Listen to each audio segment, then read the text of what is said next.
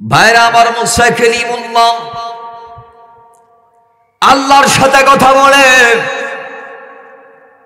মুসা কালিমুল্লাহর এক উম্মত নবী মুসার কাছে গিয়ে বলে, হ্যাঁ মুসা আমার নবী, ওগো আল্লাহর পয়গম্বর মুসা আলাইহিস সালাতু ওয়াস সালাম, আমি আপনার কদমে এসেছি একটি আরজি নিয়ে, একটি দাবি নিয়ে। যেই দাবি নিয়ে আমার আগমনটা হয়েছে, ওই দাবিটা হচ্ছে যে আপনি যখন তোর পরবর্তী গিয়ে আল্লাহর সাথে কথা বলবেন, আমার আল্লাহ থেকে জিজ্ঞেস করবেন আমি কেমনে ধনী হব। জুড়ে বলেন সুবহান। কয় কারণ কি? কারণ একটাই, মুসা নবীর উম্মতের ভিতরে সবচেয়ে গরীব ছিল এই ব্যক্তি, সবচেয়ে নিম্নমানের জীবনযাত্রার মান ছিল এই ব্যক্তির। এক কথায় সবচেয়ে গরীব ব্যক্তিটা গিয়ে কয়, মুসা যখন নবীর কদমে যাবেন, রব তাআলাকে বলবেন আমি কেমনে ধনী হতে পারি, সিস্টেমটা যেন আমার আল্লাহ বলে দেই। একটু পরে ধনী যিনি তিনি এসেছে, তিনি ডাক দিয়ে বলে, মুসা আমি এসেছি, আমার একটি প্রশ্ন, আমার একটি আরজি। ওগো আল্লাহর নবী, আপনি যখন আল্লাহর সামনে দাঁড়াবেন, আপনি যখন তোর পরবর্তী গিয়ে আল্লাহর সাথে দিদার করবেন, কথা বলবেন, তখন একটু জেনে নিবেন আমি কেমন গরিব হতে পারি। জোরে বলেন সুবহান। দুনিয়াসি বলতেছে, হুজুর আপনি যখন মওলার কাছে যাবেন কথা বলার জন্য, আল্লাহর কোরআন তো বলছে ওয়াকাল্লামাল্লাহু মুসা তাকলিমা, মুসা আল্লাহর সাথে দেরি কথা বলেছেন। সুবহানাল্লাহ পড়বেন না? তো দুনিয়া উম্মত এসে কয়, হুজুর আল্লাহ থেকে জিজ্ঞেস করবেন আমি কেমনে গরিব হব। আর গরিব এসে জানতে চাই, হুজুর আল্লাহকে বলবেন আমি কেমনে ধনী হব। তো গেছে দুটো আরজি নিয়ে, তো নিজেরটা শেষ করার পর এবার দুই উম্মতের দুই সওয়াল আল্লাহর কদমে দিয়ে দিয়েছে মুসা আলাইহিস সালাম। আল্লাহ উত্তর দিচ্ছে, মুসা যিনি সবচেয়ে ধনী তোমার উম্মতের ভিতর, তিনি আরজি দিয়েছে গরিব হওয়ার, তাকে বলো আমার শুকর বন্ধ করে দিতে। সে যখন আমার নিয়ামতের শুকর আদা করবে না, সে যখন আমার নিয়ামতের শুকর আদা করা বন্ধ করে দিবে, আমিও তাকে নিয়ামত দিয়া বন্ধ করে দিব।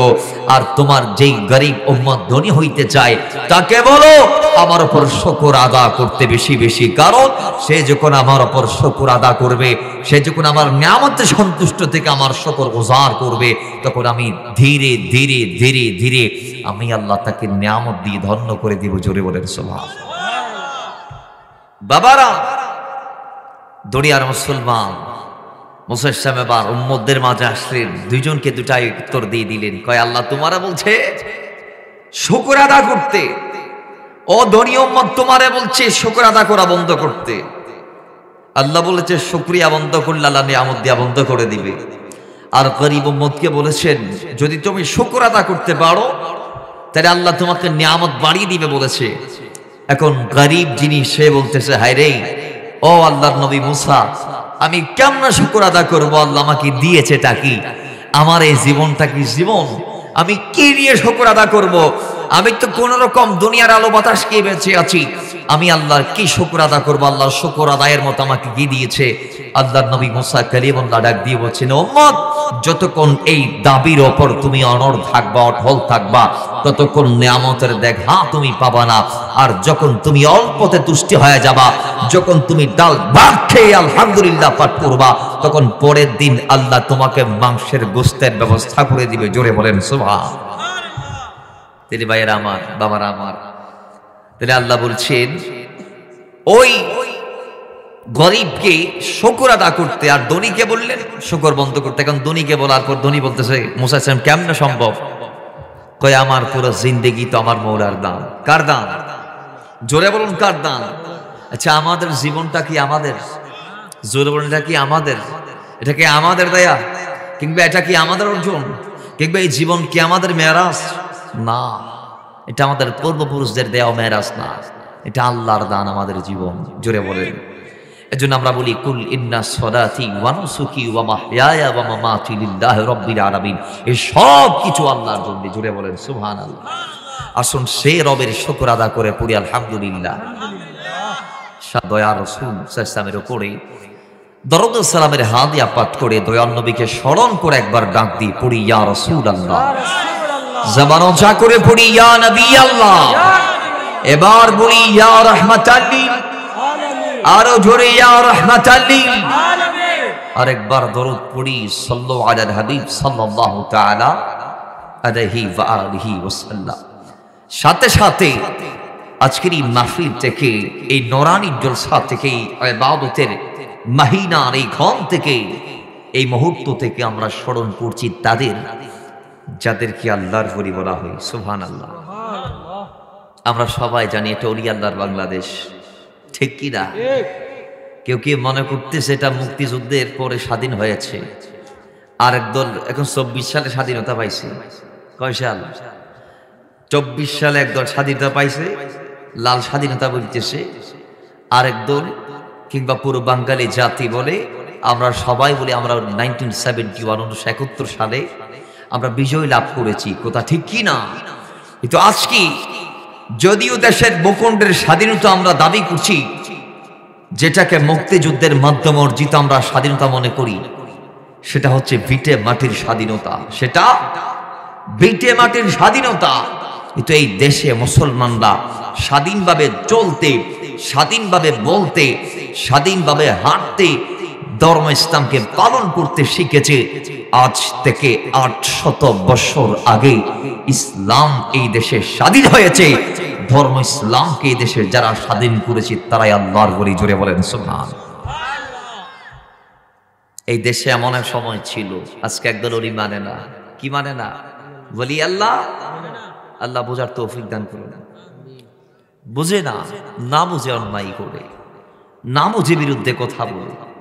আল্লাহ সহি সমাজ দান করুন, আমিন পড়েন। ওলি আল্লাহ মানি আল্লাহর বন্ধু। ওলি আল্লাহ মানি।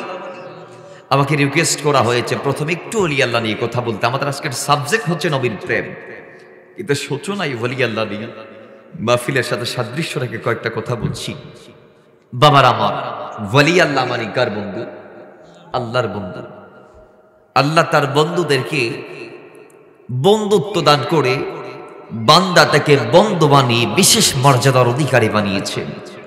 হাদিসে পাক আসছে, ওলি আল্লাহ জমিন থেকে যে কেউ হতে পারে না আল্লাহ যাকে কবুল করেছেন তিনি ছাড়া।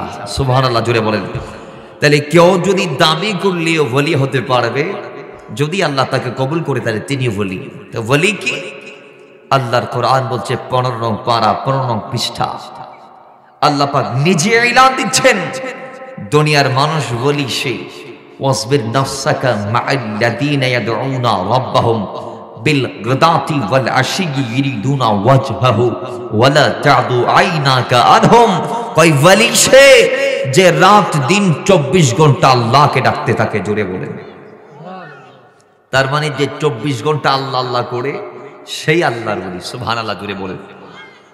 আল্লাহ রাসূল বলছেন, যাকে দেখলে আল্লাহর কথা স্মরণ হয়, যাকে দেখলে মানুষ ফানা ফিল্লাহ হয়ে যায়, বাকা বিল্লাহ হয়ে যায়। আগে ছিল বেনামাজি, এখন ওলি আল্লাহর কদমে এসে হয়ে গিয়েছে নামাজি। কই তাকে আল্লাহর ওলি বলা হয়। সুবহানাল্লাহ, জোরে বলেন। ওলি আল্লাহকে গৌসে পাক বলে, যার কথা সৃষ্টির সবাই শুনে সেই আল্লাহর ওলি। সুবহানাল্লাহ, জোরে বলেন। বাবার আমার, আল্লাহর নবী ডাক দিয়ে বলছেন, এ আমার উম্মতেরা, ওই আল্লাহর বন্ধুদেরকে আল্লাহ বন্ধু বানানোর পিছনে কারণ আছে। দুনিয়াতে তোমরা 5 ওয়াক্ত নামাজ পড়ি, বাড়ির মধ্যে অবস্থান করো, আল্লাহকে আর ডাকো না।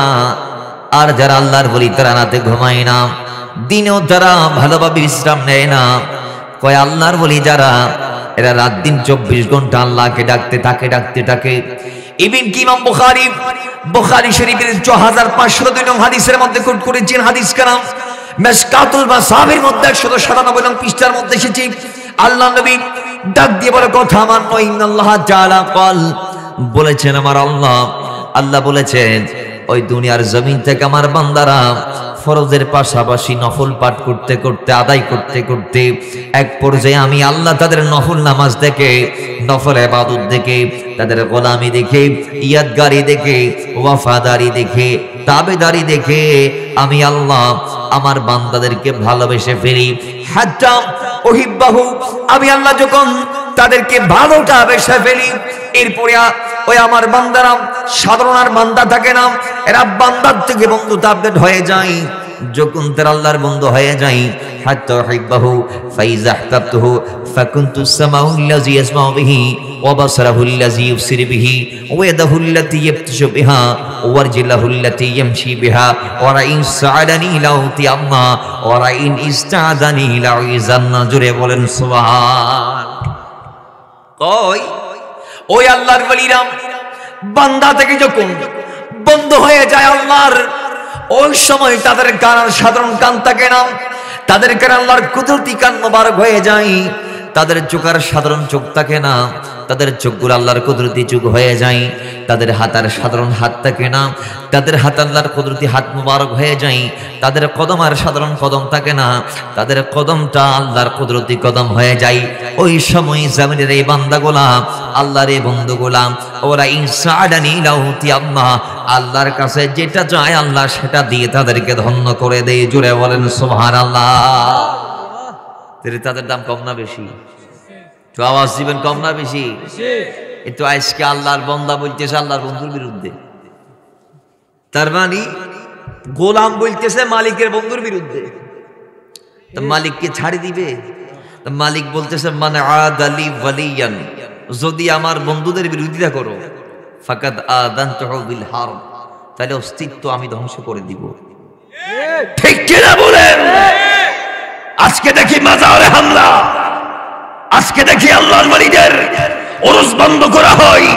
আজকের সমাজে আমরা দেখছি এই 24 সালের পট পরিবর্তনের পরে কিছু নামদারি মুসলমান বিভিন্ন আল্লাহর ওলিদের মাজারে, দরগাতে, খানকাতে মুরিদদেরকে হেস্তনস্ত করছে, মুরিদদেরকে জিয়ারতে বাধা দিচ্ছে, মাজারে আগুন দিচ্ছে। মুসলমান আওয়াজ দিয়ে বলুন, দুনিয়াতে সাময়িক ক্ষমতা পেয়ে যদি অথবা ক্ষমতার অপব্যবহার করে যদি কেউ ওলি আল্লাহর বিরুদ্ধাচরণ করতে চায়, আল্লাহ কি তাকে ছেড়ে দিবে? জোরে জোরে ছেড়ে দিবে? আল্লাহ বলে ফাকাদ আযানতুহু বিল হারব, আমি আছি, আমি আল্লাহ যুদ্ধ ডিক্লেয়ার দিলাম। তো আল্লাহর বিরুদ্ধে যুদ্ধের ময়দানে নামলে কয় মিনিট টাকা যাবে বাজার? জোরে বলেন, কয় মিনিট টাকা যাবে? আমেরিকা বর্তমান পৃথিবীতে গত এক সপ্তাহ আগে একটা আমেরিকার সংবাদ মাধ্যম কর্তৃক রিপোর্ট প্রকাশিত হয়েছে, বিশ্বের সামরিক শক্তিতে প্রথমে আছে এই আমেরিকা। সুবহানাল্লাহ জুড়ে বলেন। তাদের শক্তি এত বেশি যে কোনো দেশ তাদের বিরুদ্ধে কথা বলতে চায়, পুরো পৃথিবীতে রাজ করছে। এরা পুরো পৃথিবীতে রাজ করছে। এখন আমেরিকার বিরুদ্ধে যদি কোনো দেশ যদি ডিক্লেয়ার দেয় যুদ্ধের, তো কয় মিনিট টিকে থাকতে পারবে? কথা বলেন না ভাই? এখন আমেরিকা তো সাধারণ একটা আল্লাহর জমিনের একটা ভূখণ্ডের নাম, আর গোটা ভূখণ্ড জমিনে যা আছে, নবমণ্ডলে যা আছে, ভূমণ্ডলে যা আছে, সবগুলার মালিক কে? আল্লাহ। তো জোরে বলেন কে? আওয়াজ আরো বাড়বে কে? আল্লাহর বিরুদ্ধে যুদ্ধ করেছিল নমরুদ, ফেরাউন, পৃথিবীর বড় বড় বড় প্রতাপশালী রাজা বাদশারা। 70 লক্ষ সৈন্য নমরুদের বাহিনীতে ছিল। কয় লক্ষ? আল্লাহ মশার বাহিনী পাঠাইয়া তাদেরকে এমন খাওন খাইছে, নমরুদ পিছনে ফিরি দেখতেছে 70 লক্ষ কঙ্কাল দাঁড়িয়ে আছে, মাংস গায়ে একটাও নাই।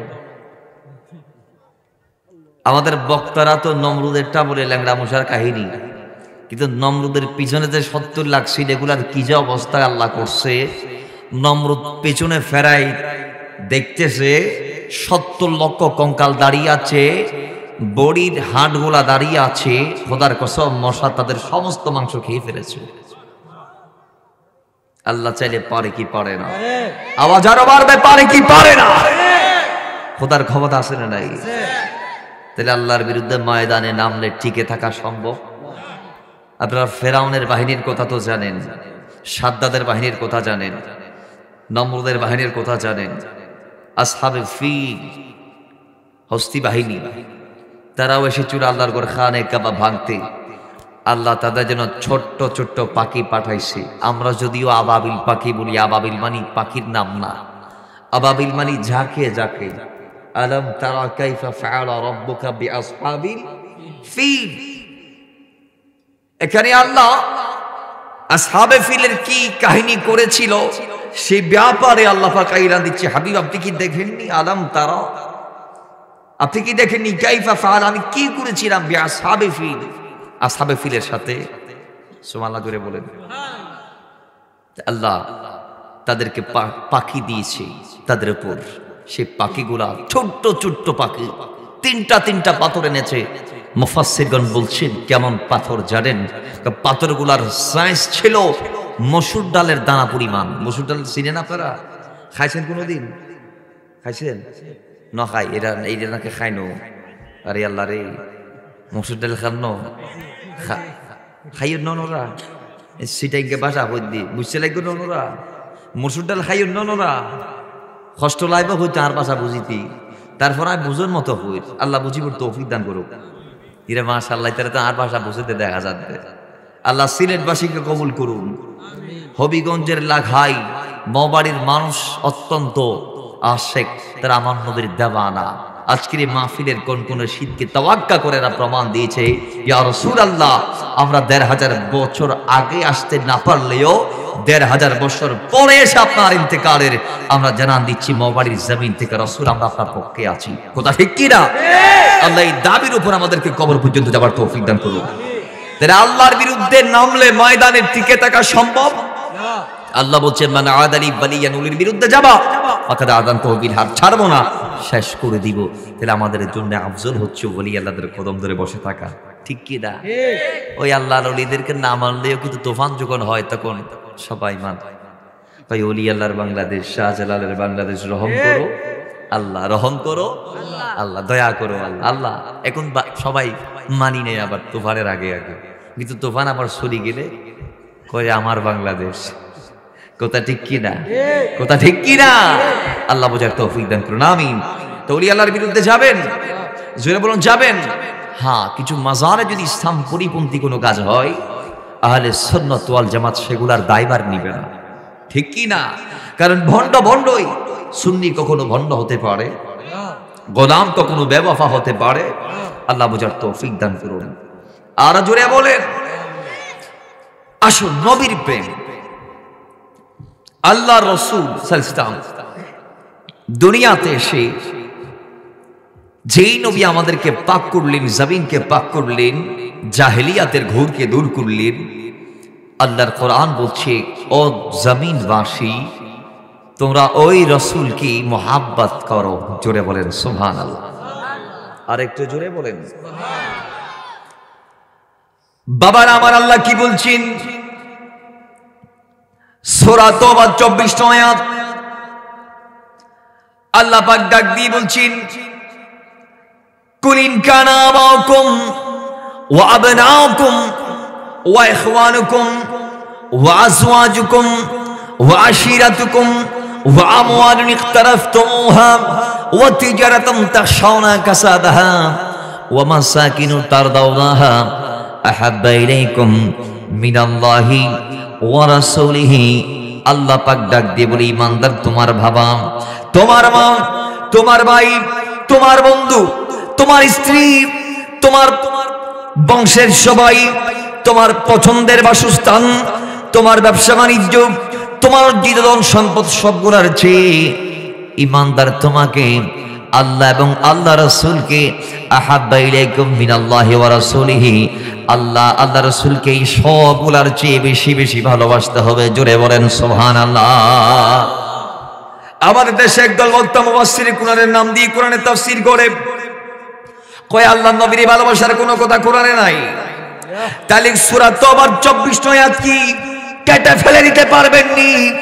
আল্লাহ ডাক দিয়ে বলে কুল ইন কানা আবাউকুম, তোমার নিজের মা বাবার চেয়ে বেশি, ওয়া আবনাউকুম তোমার সন্তান সন্ততির চেয়ে বেশি, ওয়া ইখওয়ানুকুম তোমার ভাইদের চেয়ে বেশি, ওয়া আজওয়াজুকুম তোমার স্ত্রীদের চেয়ে বেশি, ওয়া আশিরাতুকুম তোমার বংশের চেয়ে বেশি, ওয়া আমওয়ালুন ইকতারাফতুমুহা তোমার অর্জিত ধন সম্পদের চেয়ে বেশি, ওয়া তিজারাতুন তাখশাউনা কাসাদাহা তোমার ওই ব্যবসার চেয়ে বেশি যেই ব্যবসার ব্যাপারে তুমি সন্দেহ পোষণ করো আল্লাহ আমাকে কখন জানি লস দিয়ে দেই, কখন যেন আমি ধ্বংস হয়ে যাই। আমি কি ব্যবসা নিয়ে টিকে থাকতে পারবো না কি পারবো না? আমি কি পারবো না কি পারবো না? কয় আল্লাহ সুবহানাহু ওয়া তাআলা ডাক দিয়ে বলে ওই ব্যবসার চেয়ে বেশি শুধু তা নয় ওয়া মাসাকিনু তারদাউনাহা, তোমার ওই পছন্দের বাসস্থানের চেয়ে বেশি যেই পছন্দের বাসস্থানকে আরামদায়ক করে তুমি সাজিয়েছো, অত্যন্ত দামি দামি মূল্যবান ফার্নিচার গুলা যেখানে তুমি রেখে দিয়েছো, আল্লাহর কোরআন ডাক দিয়ে বলে ওই বাসস্থানের চেয়ে বেশি আহাব্বা ইলাইকুম মিনাল্লাহি ওয়া রাসূলিহি, আল্লাহ আল্লাহ রাসূলকে বেশি ভালোবাসতে হবে। জোরে বলেন সুবহানাল্লাহ। এই সবগুলার চেয়ে আল্লাহ রাসূলকে বেশি ভালোবাসতে হবে। এটার প্রমাণ সাহাবায়ে কেরাম দিয়েছে। সুবহানাল্লাহ জোরে বলবেন। কেমন দিয়েছি বাবার আমার? আল্লাহ পাক ডাক দিয়ে বলে কুল ইন কানা আবাকুম, বাবার চেয়ে বেশি। সিদ্দিক আকবরের সন্তান হযরত আব্দুর রহমান তিনি ডাক দিয়ে বলে আব্বাজান, ইসলামে আসার পরে তিনি ডাক দিয়ে বলছেন আব্বাজান, আল্লাহর নবীর বিরুদ্ধে আমি বদরের ময়দানে কাফিরদের পক্ষে হয়ে যুদ্ধ করতে গিয়েছিলাম। আব্বাজান, আমি অসংখ্যবার আমার তরবারির নাগালে আমি আপনি আব্বাকে পেয়েছিলাম। আব্বা হওয়ার সুবাদে, আমার পিতা হওয়ার সুবাদে, পিতা পুত্রের সম্পর্কের খাতিরে আমি আপনাকে মাফ করে দিয়েছি, আমি আপনাকে তরবারি দিয়ে আঘাত করি নাই। আব্বা, আমি চাইলে মারতে পারতাম, বদরের ময়দানে আমি আপনাকে অনেক ভার পেয়েছি, আমার তরবারির নাগালে আমি চাইলে আপনার গর্দান উড়াই দিতে পারতাম, কিন্তু আমি বাবা বলে ছেলে এবং পিতার যে সম্পর্ক, ওই সম্পর্কের খাতিরে আমি আপনাকে ছাড় দিয়েছি। আব্বা, একটু বলুন, বদরের ময়দানে আমার জায়গায় যদি আপনি থাকতেন, আপনার তরবারির নাগালে যদি আপনি যদি আমাকে পাইতেন, তাইলে আপনি কি করতেন আমি জানতে চাই। খোদার কসম, সিদ্দিক আকবর যে জবাব দিচ্ছে পুরো বিশ্বকে অবাক করে দেওয়ার মতো করে। জোরে বলেন সুবহানাল্লাহ। সিদ্দিক আকবর বলছে, সন্তান, তুমি যখন আমার নবীর বিরুদ্ধে ময়দানে গিয়েছো, তোমার সাথে আমার আর কোনো সম্পর্ক নাই, কারণ তুমি আমার নবীর বিরুদ্ধে গিয়েছো। সুতরাং তোমার জায়গায় যদি আমি হতাম, আল্লাহর কসম আমি তোমাকে ছাড় দিতাম না, 2 টুকরা করে দিতাম। তোমাকে আমি কয় টুকরা করে দিতাম? তাইলে বোঝা গিয়েছে আল্লাহ রাসূল ইসলামের মহাব্বত ছিল সাহাবায়ে কেরামদের দিলে। মা বাবা, সন্তান, সন্ততি দুনিয়ার সবার চেয়ে বেশি। সুবহানাল্লাহ জুড়ে বলবেন না? বাবার আমার শুধু তা নয়, আল্লাহ নবীর সাহাবী হযরত মুসাব ইবনে উমাইর কোটিপতি মায়ের একমাত্র সন্তান।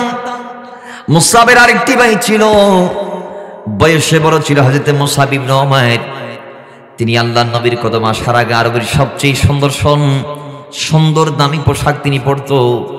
আরবের জমিনে তার চেয়ে দামি পারফিউম কেউ পড়তে পারে নাই। দামি জুতা, সবচেয়ে দামি জুতা ইয়ামানের, সেগুলা মুসাব তার কদমে রাখতো। সবচেয়ে দামি সুগন্ধিতা মুসাব তিনি দিত।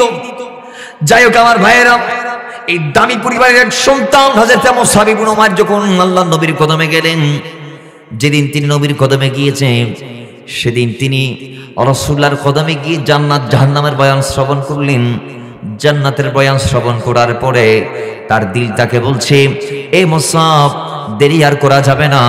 যেই জান্নাতের নিয়ামতের কথা আল্লাহর নবী বলে দিয়েছে, জীবন থাকতে সেই জান্নাত নামক নিয়ামতটা হাসিল করে নাও। জোরে বলেন সুবহানাল্লাহ।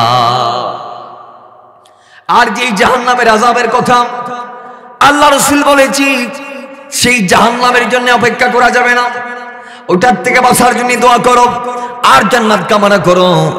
নবীর কথাটা নিয়ে নাও। মুসাব একটা শর্ত জুড়ে দিলেন, ইয়া রাসূলুল্লাহ, আমি একটা শর্তে মুসলমান হতে পারি। রাসূল, আমার মাকে আপনি বলতে পারবেন না আমি কলমা পড়েছি, এটা কারণ মা যদি জানতে পারে তাহলে আমার উপর বিপদ নেমে আসবে। যাই হোক, রাসূল তাকে এই শর্তে কবুল করে নিয়েছেন, কিন্তু খবর তো আর থাকে না। ইসলাম কবুল হওয়ার সেই সংবাদটা চারদিক ছড়িয়ে পড়েছে। কিছু মানুষ তাকে দেখেছে তিনি নবীর কদমে যাওয়া আসা করে, আবার নবীর মতো সে প্রেয়ার করে। নবী যেভাবে আল্লাহকে ডাকে, রাসূল যেভাবে নামাজ পড়ে, মুসাব সেভাবে নামাজ পড়ে। কয়েকজন কাফেররা তাকে দেখে ফেলেছে। এই জিনিসটুক যখন ভাইরাল হয়েছে, যখন চারদিক ওপেন হয়েছে, তখন মুসাবের মায়ের কানে সংবাদটা যাওয়ার সঙ্গে সঙ্গে মুসাবের মা ডাক দিয়ে মুসাবকে ঘর থেকে বের করলেন। আর যখন জিজ্ঞেস করলেন তুমি নাকি মুসলমান হয়েছ, তো দায়িত্বহীন করতে মুসাবে এলান দিয়েছে, মা আমি মুসলমান হয়েছে, এটা সত্য। জুড়ে বলেন। অনেক স্টিম রোলার সে সহ্য করেছে। নিজের মা নিজের সন্তানকে জেলখানায় বন্দী করেছে, নিজের বাড়ির ভিতর জেল খাটিয়েছে মুসাব ইবনে উমাইর। হাত পা বেঁধে দারোয়ান দি ঘরের দরজা বন্ধ করে খানা দানা বন্ধ করে দিয়ে তাকে নিজ ঘরের ভিতর জেল খাটতে হয়েছে, মা খাটিয়েছেন, কিন্তু তারপর রাসূলকে সে ছাড়ে নাই। জোরে বলেন সুবহানাল্লাহ। পরে একদিন যখন সংবাদ এসেছে মুস্তাফা কর্তৃক, সে যখন জানতে পেরেছে মুসলমানদের একটি দল আবিসিনিয়া হিজরতের জন্য যাচ্ছে, সংবাদ পেয়ে সে চলে গেছে। ওই যাওয়ার আগে অনেক ওয়াকিয়া আল্লাহ তার প্রহরীদের চোখে গম দিয়ে দিয়েছে, এবং সেদিন তার মা প্রহরীদেরকে বলেছে, আমার সন্তানটাকে অনেকদিন বন্দি করে রেখেছো, আজকে একটু বাঁধনটা খুলে দাও কয়েক মিনিটের জন্য। সুবহানাল্লাহ জুড়ে বলেন। সব হুকুম কার? তো জোরে বলেন ভাই, হুকুম কার? আল্লাহ। কারণ কি? কারণ আছে। ইন্নাল্লাহ, আল্লাহ পাক নিজে এলান দিচ্ছেন, ইন্নাল্লাযীনা ক্বালু রাব্বুনা আল্লাহ, যারা আল্লাহকে মেনে নিয়েছে, সুম্মা ইসতাকামু, এবং ওই দ্বীন ইসলামকে কবুল করে যারা দ্বীন ইসলামের উপর ইস্তেকামত থাকতে পেরেছে। সূরা হামিম সাজদা 30 নং আয়াত আল্লাহ বলছেন, সূরা ফুসসিলাতের 30 নং আয়াত আল্লাহ বলছেন, আল্লাহ পাক এই সূরার দুটি নাম, সূরা হামিম সাজদা, সূরা ফুসসিলাত, এর 30 নং আয়াত আল্লাহ বলছে সুম্মা ইসতাকামু, আর ঈমান আনার পরে যদি ইস্তেকামত থাকতে পারো, তাহলে আমি আল্লাহ বলছি গোটা দুনিয়া তোমার বিরুদ্ধে গেলেও তাতানাজ্জালু আলাইহিমুল মালায়েকা, আমি আল্লাহ ফেরেশতা পাঠিয়ে তোমাকে সাহায্য করব। সাহায্য আছে না নাই? তো জোরে বলুন, আছে না নাই? আল্লাহ বলছে আল্লাহ তাখাফু, তোমার ভয় নাই, ওয়ালা তাহজানু, তোমার চিন্তা নাই, ওয়াবশিরু বিল জান্নাহ, এবং তোমার জন্য সেই জান্নাতের সুসংবাদ, আল্লাতী কুনতুম তুআদুন, যেই জান্নাতের কথা আমি অনেক আগে বলে দিয়েছি। জোরে বলেন সুবহানাল্লাহ। যার প্রতিশ্রুতি অনেক আগে দিয়ে দিয়েছি, সেই জান্নাত আছে। আল্লাহ তো আরেক আয়াতে বলে দিয়েছেন, ইন্নাল্লাহু ইশতারা মিনাল মুমিনিনা আনফুসাহুম ওয়া আমওয়ালাহুম বিআন্না লাহুমুল জান্নাহ, আরে আল্লাহ ঈমানদারের জানমাল কিনে নিয়েছে, বিনিময়ে জান্নাতকে বিক্রি করে দিয়েছে। তাহলে ঈমানদারের কাছে জানের ভয় আছে, মালের ভয় আছে? নাই নাই। তারা নবীর জন্য সব কুরবান করতে, জোরে বলেন, সব কুরবান করতে। বাবারা আমার, মুসাবের মা বলে, এই প্রহরীরা আমার সন্তানকে আজকে একটু বাঁধনটা খুলে দাও। বাঁধন খুলে দিয়েছে, আল্লাহ তাদের চোখে ঘুম দিয়ে দিয়েছে। তাদের দৃষ্টিগোচরে হযরত মুসাব বিদায় নিল, রাসূলুল্লাহর কাফেলা হয়ে তিনি চলে গেল আবিসিনিয়ায়।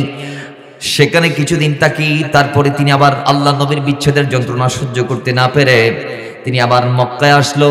আবার যন্ত্রণা সহ্য করতে না পেরে আবিসিনিয়া আবার গেল। পরবর্তীতে যখন চলে এসেছে, এবার তার মা আবার তাকে পাকড়াও করার জন্য লোকজন নিয়ে একেবারে চারদিক থেকে ঘেরাও করে ফেলেছে। মুসাবকে দেখে মাত্র লোকজন যখন হামলা করতে যায়, মা আছি, মা বলে আমার সন্তানকে বন্দী কর। এবার মুসাবার চারে নাই, মুসাবের জবান আল্লাহ বড় করে দিয়েছে। মুসাবার দায়িত্বহীন কণ্ঠে এলান দিয়ে বলে, আম্মা জান, অনেকদিন আমি সহ্য করেছি, আল্লাহ নবীর বিরুদ্ধে কথা বলেছ, আমি অনেকদিন সহ্য করেছি, আজকার সহ্য করব না। আল্লাহর এই জমিনে আমি মুসাবের সামনে কোন যে আসবে, তার গর্দানটা আমি শরীর থেকে আলাদা করে দিব রাসূলের জন্য। জোরে বলেন সুবহানাল্লাহ। সে আমার মা নাকি বাবা না চাচা না ভাই, এখন দেখবো আমি 2 টুকরা করে দিব। খোদার কসম আর কেউ যায় নাই, কারণ দেখছে মুসাবের ঈমানটা মুকাম্মল হয়েছে। এখন দুনিয়ার তার সামনে দুনিয়া মনে হয় না, এখন সে নবীর জন্য জীবন দিতেও রাজি আছে, জীবন নিতেও রাজি আছে। সুবহানাল্লাহ জুড়ে বলেন ভাই, আরো জুড়ে বলেন।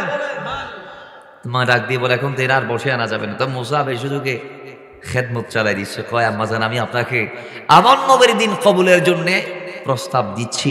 মা ডাক দিয়ে বলে, আমার হাতে যদি সূর্যটাও এনে দাও, তারপরও আমি কেন? আল্লাহ কপালে হেদায়েত রাখে নাই কেন?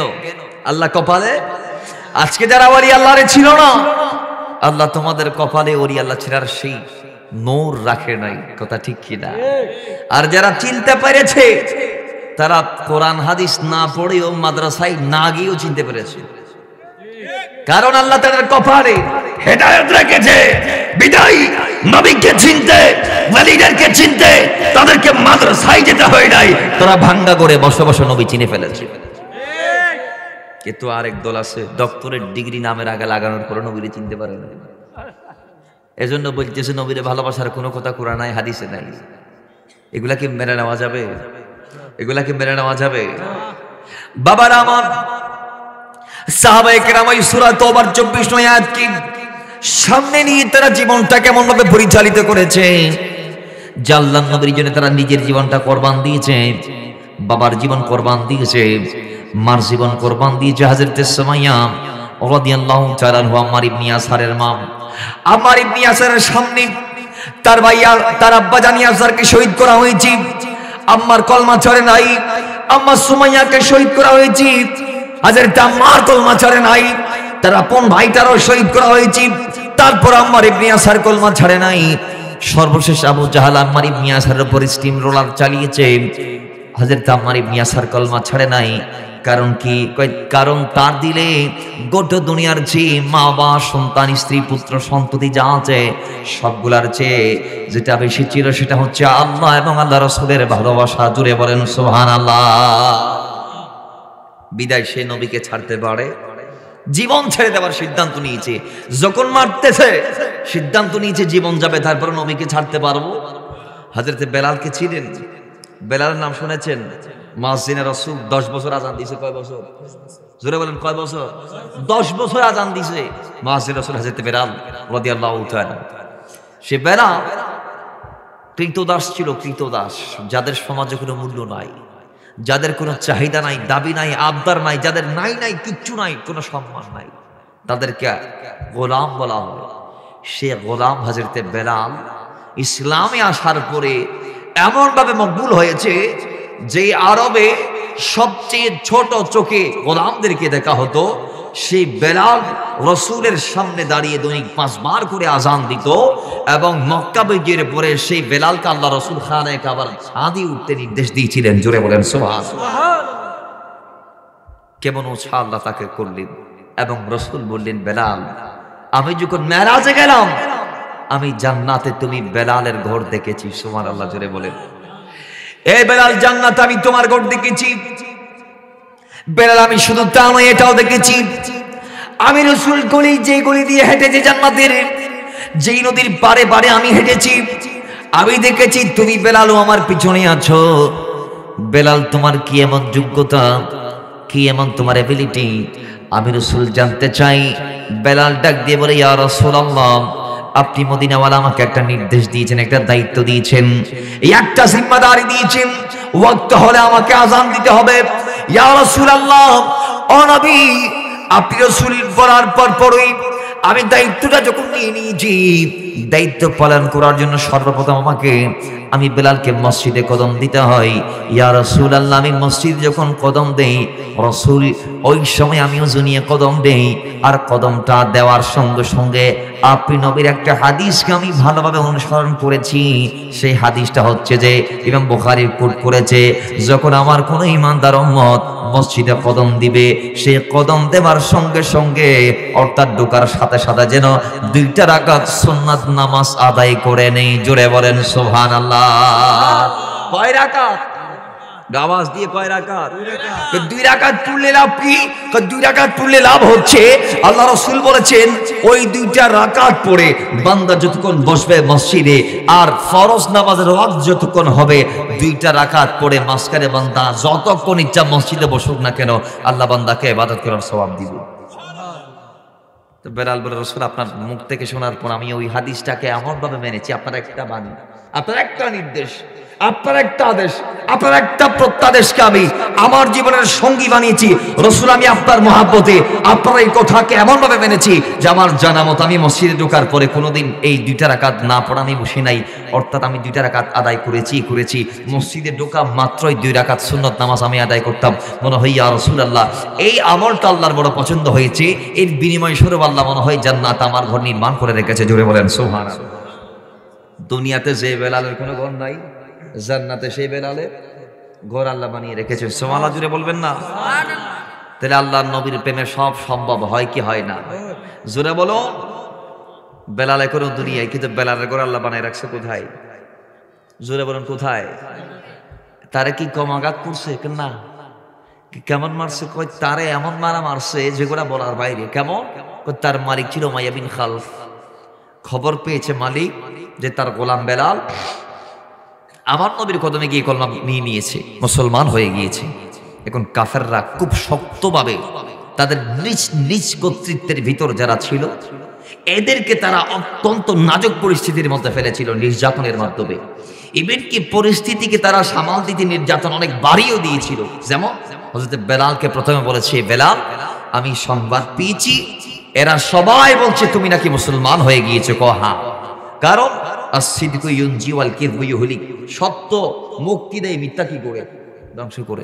এখন আমরা তো মিথ্যা বলতে রাজি আছি, একটা মিশা কথারে হাসা কথায় বানাবার লাগে, আর 100টা মিথ্যা কথা আমরা বলি, তা ঠিক নেই, জোরে ঠিক নেই, কিন্তু সত্যটা আমরা বলি না, সত্যটা বলি না। কিন্তু বেলাল বলছে দিন কায়েমের প্রশ্নে আমার মিথ্যা কিসের, দিনের স্লোগানের পক্ষে আমি কেন ভয় করব, আমি নির্ভয়ে বলবো আমি মুসলমান। জোরে বলেন সুবহানাল্লাহ। উমাইয়া ডাক দিয়ে বলে আমি তোমাকে ছাড়বো না। এ বেলাল, তুমি যদি আল্লাহ রাসূলকে বলে না যাও, আমাদের ধর্মে যদি ফেরত না আসো, আমি তোমাকে এমন আঘাত করবো যেটা তুমি কল্পনা করো নাই। বেলাল বলে যা মন চাই মুনিব আপনার, আপনি আমাকে কষ্ট দিতে পারেন, কিন্তু আমি নবীকে ছাড়তে পারবো না। ইসলামটা কবুল করেছি, ইসলাম একবার কবুল করা যায়, জীবন থাকতে সে ইসলাম আর ছাড়া যায় না। জোরে বলেন সুবহানাল্লাহ। সিদ্ধান্ত আপনার, যেমন চাই আপনি করতে পারেন, কিন্তু আমি কলমা ছাড়বো। উমাইয়া ডাক দিয়ে বলে জিল্লাত দেখি কতক্ষণ সহ্য করতে পারো, কষ্ট এমন ভাবে দিব কতক্ষণ দেখি টিকতে পারো ইমানের প্রশ্নে।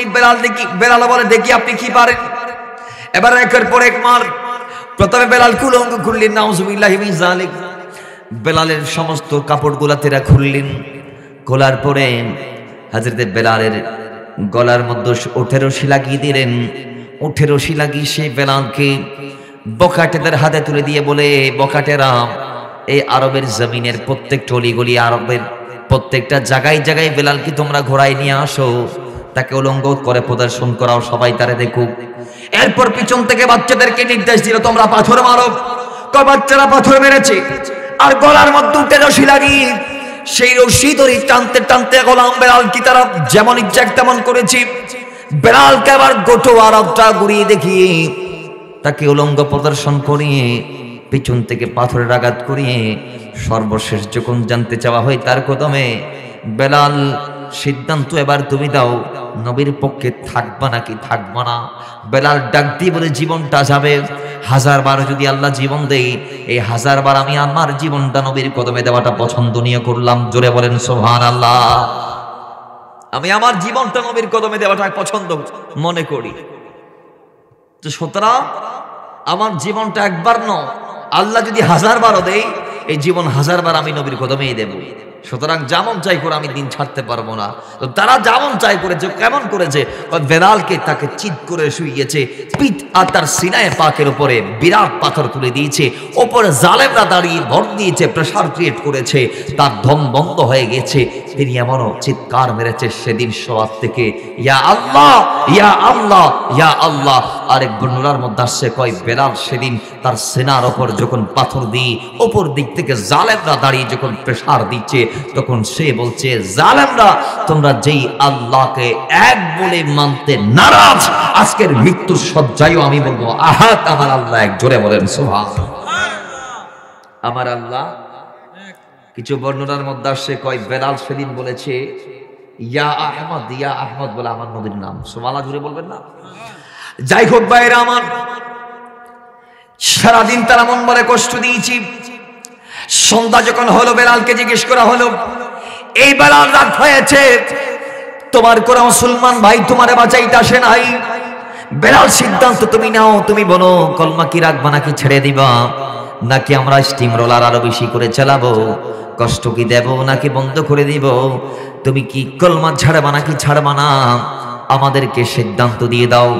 বেলাল ডাক দিয়ে বলে, আল্লাহর কসম, এই উমাইয়া, যে মালিক আমার জীবন দিয়েছে, সেই মালিকের জন্য, ওনার হাবিবের প্রেমের জন্য আমি বেলাল জীবন একবার নয়, দুইবার নয়, 1000 বার দিব। তোমার যেমন চাই তুমি করো, আমি তো আগে বলেছি। উমাইয়া ডাক দিয়ে বলে, আমার চাবুকটা বের কর। তার ঘরের থেকে, তার গোপন আস্তানার থেকে, ওই কাঠের বাক্সের ভিতর থেকে চাবুকটা বের করলেন। চাবুকটা বের করে হযরত বেলালের গায়ের মধ্যে এবার মারছেন কিভাবে জানেননি? কয়েক বেলাল উমাইয়ার ঘরের ভিতরে পিলারের সাথে 2 হাতকে বেঁধে ফেললেন, 2 হাত কানা বন্ধ করলেন, 2টা পা বেঁধে ফেললেন।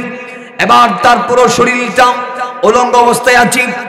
চাবুক দিয়ে এবার উমাইয়া এক পাশ থেকে মারছেন।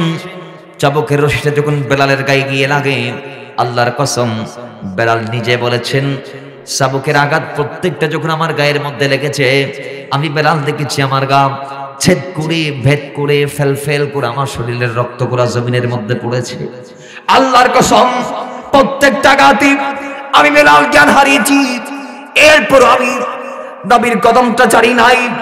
আমাকে জিজ্ঞেস করা হতো প্রত্যেকটা আঘাতের পরে মাথার মধ্যে পানি দিয়ে হুঁশি ফিরিয়ে এনে, বেলাল দ্বিতীয় আঘাত করবো নাকি করবো না, তুমি কি কলমা রাখবা নাকি ছেড়ে দিবা? আমি তখন বলতাম আল্লাহর কসম আমি আমার জীবন দেব, তারপর আমার রাসূলকে আমি বলতে পারবো না, দিন ইসলাম থেকে বিন্দু মাত্র ভালো মাত্র আমি ছড়তে পারবো না। জোরে বলেন সুবহানাল্লাহ। মাশাআল্লাহ। তাইলে সর্বোপরি বেলালের সিদ্ধান্ত, আমার জীবন যাবে, তারপর আমি নবীর প্রেম ছাড়তে পারবো না। জোরে বলুন পারবো না। ইমাম বুখারী বলে এই দয়াল নবীকে যতক্ষণ জীবনের চেয়ে বেশি ভালোবাসা যাবে না, লা ইউমিনু, ততক্ষণ ঈমানদার হওয়া যাবে। আল্লাহ রাসূলের বাণী, লা ইউমিনু আহাদুকুম হাত্তা আকুনা আহাব্বা ইলাইহি মিন ওয়ালিদিহি ওয়া ওয়ালাদিহি ওয়ান নাসি আজমাইন। যে রাসূল বলতে বলতে মার কথা বললেন, বাবার কথা বললেন, হাদিসে পাকেও বলতে বলতে নাসি আজমাইন দ্বারা গোটা দুনিয়ার সমস্ত মানবের নাম রাসূল বললেন। বা গোটা দুনিয়াতে যত আছে সবার চেয়ে যতক্ষণ আমি রাসূলকে বেশি ভালোবাসতে পারবে না, ততক্ষণ তুমি বান্দা ঈমানদার হতে পারবে না। তো সুতরাং বোঝা গিয়েছে ঈমানদার সে যে রাসূলকে সবগুলার চেয়ে বেশি ভালোবাসে। জোরে বলেন সুবহানাল্লাহ।